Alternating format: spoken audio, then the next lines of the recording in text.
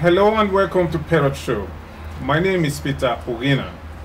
Today we are in Abuja and we're talking about Nigeria political situation. As we all know, the 2019 general election is around the corner, about 23 days away from now. So it's all about politics in Nigeria. Whether young or old, it's all about politics.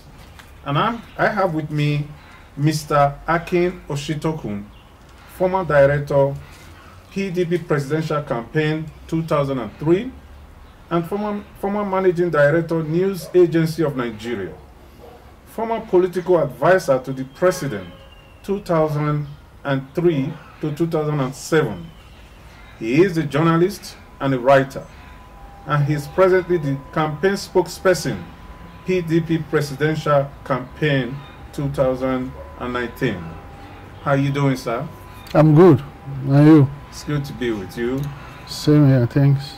As a campaign spokesperson to the PDP Presidential Campaign, you'll be in a better position to tell us the state of things in the country right now and how is PDP doing? How are they going about the campaign? Well, you know, the greatest asset that was handed to President Muhammadu Buhari, who was the incoming president in 2015, right, was the successful transition of one government to another, from an incumbent to an opposition party, which in many respects is unprecedented in Africa, certainly in Nigeria.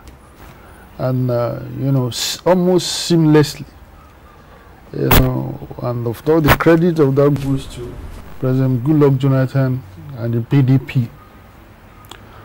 That, as I said, that is the greatest asset that was handed to the incoming president. Asset in the respect of political stability, peace, the sense of brotherliness, you know, one nationhood among Nigerians. Now, what the president, the incumbent president, has done to that asset, or has mismanaged that asset, right, is in many respects responsible for the state of Nigeria today, which is nothing to write him about. You hear the, you know, the cliche, I don't want to call it cliche, you know, the anecdotal observation that Nigeria has never been more divided than it is presently the case. So taking Nigeria from what was handed over to him in 2015, almost an impossible, something that has never done before, transforming it to the present divisiveness, incoherence, large-scale violence, you know, fratricidal war among Nigerians, you know, will give you a semblance of the degeneration that had taken place between 2015 and 2019. We also hear the anecdotal observation that first seek the political kingdom, or the kingdom of, and all other things will be added to you. Without peace, without stability, without a sense of a nation, you cannot really do much. So whatever else you can contest, you know, both parties, critics and supporters of the government, can contest on the relative achievements, the socio-economic achievements, or lack of it, you know, of this government. What is not contestable is the deterioration and degeneration in the political stability of the country. Now, as I said, the greatest danger, the greatest damage that the president has done to Nigeria is the political mismanagement, because now it predisposes. You can see how, you know, there is nothing, as a matter of fact, that you can do. You have to take that for granted before you can achieve anything substantially.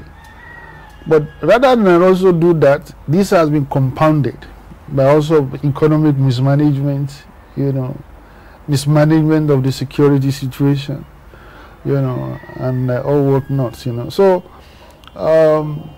it's not, and that is why you hear this excuse, at all times, attributing, whether there is a miscarriage or the president cannot wake up in a particular day, attributing it to 16 years of PDP. It has become, almost a meaningless statement, that estimation. We're almost going to 4 years, and then you still keep on attributing whatever it is you want to do to what.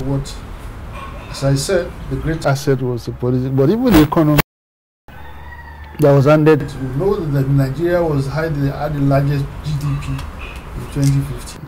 That political mismanagement, has been compounded, by incompetence, almost in every other aspect of nationhood. Economic mismanagement, infrastructural, and as I said, they are attributing everything, almost everything, to what.